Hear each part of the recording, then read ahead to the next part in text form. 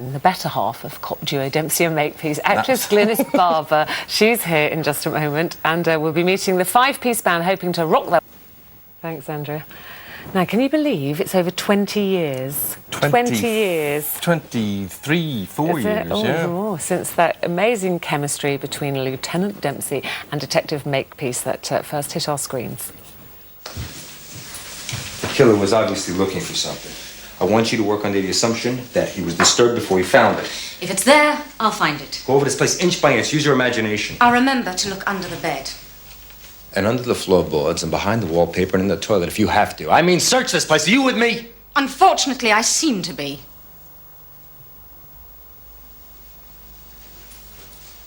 Could be on the body. You better search that too. If you need me. You'll be where? Playing Chinese checkers.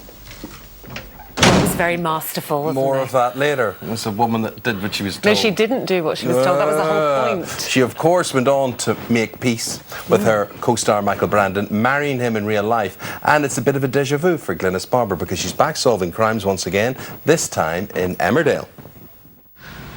I knew you wouldn't stay mad for long. Well, a lot's happened in the last week. Vaughan started being nice to me again. Not too nice, I hope. He's asked me to give a speech at the long service and good conduct ceremony. What do you know about good conduct? Well, I'm pleased about it, even if you aren't.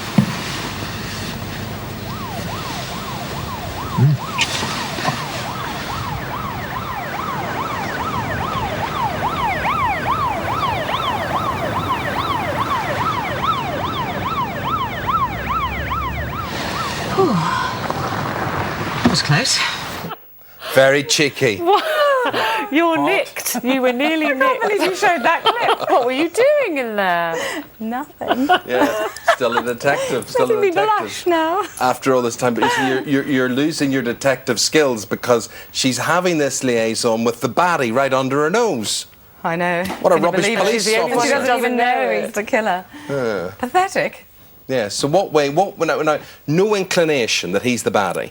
No, she honestly believes it's Matthew, his brother.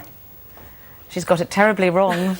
And she was doing so well, Detective Chief Inspector. And we were watching from home, shouting at her, going, "No, he's the one. Can't you see it?" I can't wait to see how they're going to finish this one, Yeah. how this is going to end up. Do you know? Well, I do, but I'm not going to tell you. Just a little snippet. Well, You can it's just, tempt us you know, with. it's obviously a sort of wildly inappropriate affair. So, you know, it can really only end in tears. Now, Emmerdale, very good now at drawing the big names like yourself. Did the fact that, you know, people like Patsy Kensit or Linda Lusardi or Lorraine Chase or whatever sort of be there before, did that influence you in any way, taking the point? Well, actually, Linda Lusardi came in after me, just a couple of months after. Yes, I suppose in a way, you know, it did. I think, you know, things have changed. I think how people view soaps these days is very different. And I liked the idea of coming in as a cop again, because I hadn't actually played one in 20 years. Had you avoided that, like the plague, kind of after Dempsey and Makepeace? I think straight after I did. You know, and since then, not really, but playing a cop hadn't come up. And, I mean, I did do the bill, but I was a hooker, so, you know, that was okay. So I just thought it would be interesting to come in for this, you know, particular case. You know, it was a high-profile case, and I liked the idea of coming in as an outsider to the village and sort of visiting it, and then playing, you know, a very senior detective this time. And how have you found life in the Dales? You said you're an outsider, so you come into a cast that's very well established. Yes, and yes. A lot of them live up there. And Yes, well, you know, it's always a little daunting when you go into something that's so established. You don't know how you're going to fit in. Everybody's you know, in a routine. So, you know, it takes a little while to find your place in there.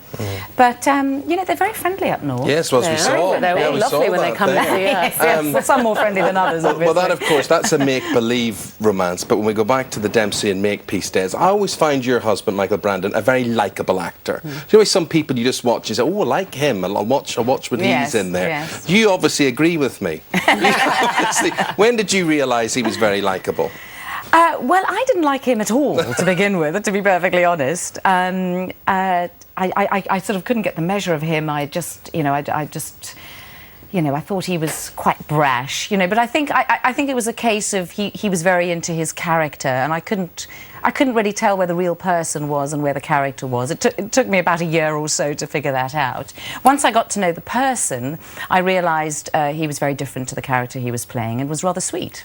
And then where do you stand? Because Ruth and I are always interested in this, aren't we, darling? I don't know what you're going to say. On working with your real life partner, where do you stand? Or do you find that, as we do, very, very easy and simple to do? Yes, and very enjoyable. And enjoyable every day. Enhances our relationship enormously. Or what way did you find it? Well, when we were doing Dempsey and Makepeace, we weren't really partners. I mean, it began then. Something it began then. There was something, but it wasn't like we'd gone into it as partners. So that doesn't really count.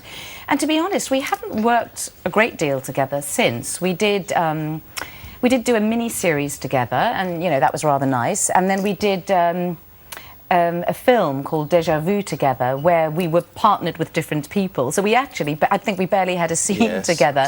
But other than that, I don't think we've actually done anything But he doesn't together. get on your nerves, in short, when you work with him? Well, as I said, I've barely worked with him. I'm sure he would if I did it long enough. Know yet, you see. But I keep hearing rumours that they might bring Dempsey and Makepeace back. So do you know much about that? There have been major rumours, and I think what started it was that last year, for the first time, they brought out the series on DVD.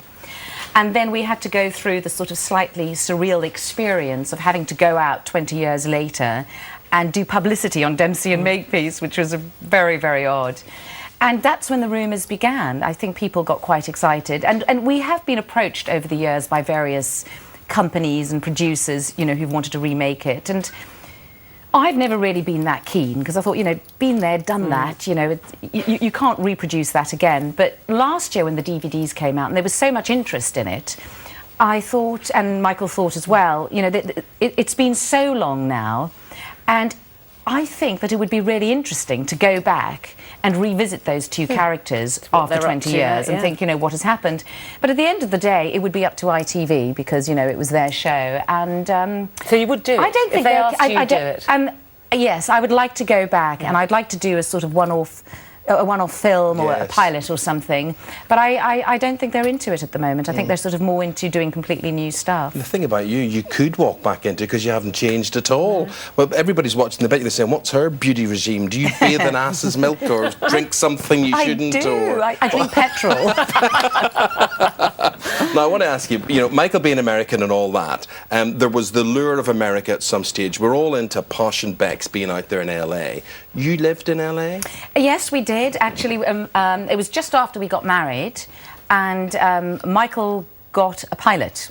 So he had to sign a contract, so off we went, and we actually lived there for 5 years. So, yes, I mean, Posh and Bex, I actually know where they're living. They're living round the corner from a friend of mine. I know the area where they're living. Yes. And did you take to life in LA? Did you like it? Did you feel once pressure? again, it took, I thought, I'd only been to America very briefly to do some publicity on Dempsey and Makepeace. And, I had an American husband, and I knew a couple of people. I thought, they speak English. Yeah. How different is it going to be? And it was like landing on another planet, I have to say. But I got used to it eventually. There's such a difference in the humour and everything, and that was the biggest adjustment for me. But I ended up making a lot of fantastic friends. And your son was born and there, my Alex, son. Well, what happened was I got pregnant soon after we got there, and it was actually a lovely place to have a baby in, and people were wonderful, and I had a whole bunch of friends. We were all pregnant at the same time, so it worked out really well. And who would have thought, all these years later, they are in Emmerdale. Emmerdale. And is that a long-term thing, Glynis? Short-term? Do you know what's going to happen? Well, I'm basically here to play the story out. I went in for 6 months to cover the Tom King case, and then they had this idea of continuing it a bit. So they asked me to stay to sort of play out this particular story. Well, it's a great storyline. Well, looking forward you're to what barking happens. up the wrong tree, if you can take it from us anyway. Lovely seeing you. Thank you. You Thank you very too. much. Give our love to you. Michael, won't Thank you. you? Bit of music trivia now. We're asking you, what